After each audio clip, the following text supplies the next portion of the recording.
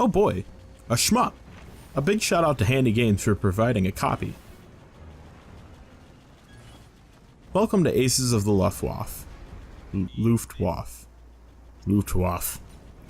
Squadron.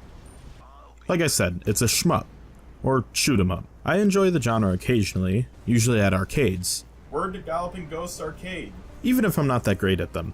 I enjoy the challenge and the cool feeling I get when I dodge bullets. So I was pretty happy to get to review this game. Let me start on the graphics.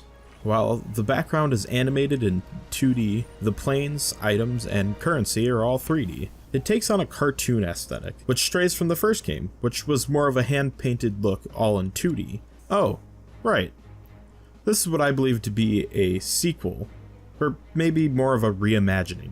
The game they probably wanted to originally create. Anyway, that's free on multiple platforms, I think originally on iOS and Android. While the art style isn't the most unique, it's still definitely well done. Also, there's voice acting, and it's bad. Welcome back, fearless future mother of my children. Shut up, or I make sure you won't be able to make some in the future. I'm sure the voice actors tried their best, or maybe it was just some of the developers. I can't offer advice for them. I'm obviously not a voice actor myself, so I'll move on. The sound effects and music are pretty decent, but sadly forgettable. Let's talk about the meat of the game. The gameplay. Well, it's a shmup. You're surrounded by 3 NPCs that can be independently controlled by your friends, which honestly may be the best way to play this game. It is fun, but pretty simplistic. You can tell they were trying to think things up to make the game more interesting. While you do have your weapon upgrades you get every level, you also get skill coins you can use to unlock skills, and they're pretty useful, but it has this weird lock. It's not linear, where once you would get the first damage upgrade, the next one is locked by leveling up. But instead, the whole next row of skills is locked until you get to the next total section of the game. There are 5 sections with 5 decent sized levels in each one, so about halfway through a section you have all the skills that are unlocked, but you can't buy any more until you get to the next section. I found it kind of weird, and I think that also plays into the difficulty.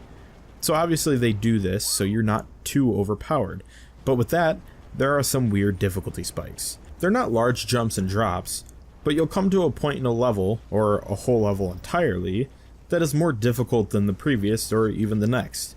It then makes you think, geez, sure would be cool to have one of those skill upgrades. But afterwards you breeze through the rest of the level or the entirety of the next one, and you have no motivation to keep spending skill coins, even though that's pretty much their only purpose. There are also different ships that you can use or assign to your teammates. Each one has a different but simple design, aside from the one I'm using, and they make you choose between higher defense or higher damage. Now, each of the levels have a side objective. Destroy a certain amount of blimps, save a certain number of groups, deliver a number of supplies, etc. You get bonus points for completing them. Now, obviously this is a high score type of game. Most shmups are. It's a fun little thing that increases the difficulty if you choose to complete them and not die. The main objective may be said, but you pretty much do that by completing the level, not by doing anything extra. Along with your normal power-ups, there are also debuffs. These are interesting.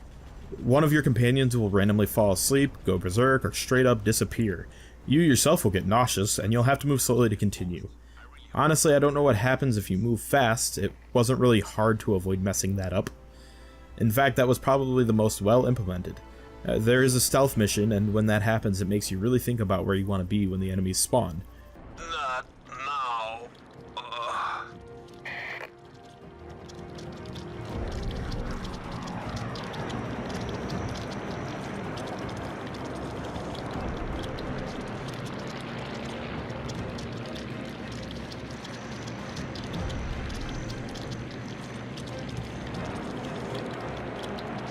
Well, that doesn't last throughout the whole level, and even when you're caught, the alert stops after a few seconds, and you go back to being stealthy. The other debuffs haven't really had the same effect. They're annoying, sure, and that's the point, but they're easily avoidable and don't make you do any level of critical thinking. Honestly, the best part of this game was boss fights. Critical thinking, interesting designs, and oh wait, the voice acting is better. Okay, cover me. while I'm trying to attack the train from above. Okay. A flying train? Sure.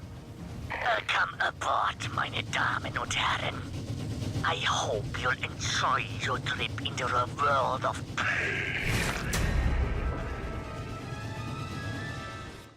I don't know why, but the voice actors, character design, and ship design of the bosses is much more interesting and cooler than that of the good guys. I think adding a boss rush mode, or maybe more bosses in general, maybe even a campaign that consists only of boss fights, would be a pretty good idea. That'd be a DLC I'd pay for. All in all, this isn't a bad game, but it's not the best shmup I've played, and it doesn't do anything extraordinary. But if you're looking to add another to the collection, or if you're new to the genre, it's a game you should look into. But if you're looking for a real challenge, you may want to look elsewhere. I give this game 2.5 clings out of 5. Thanks for watching.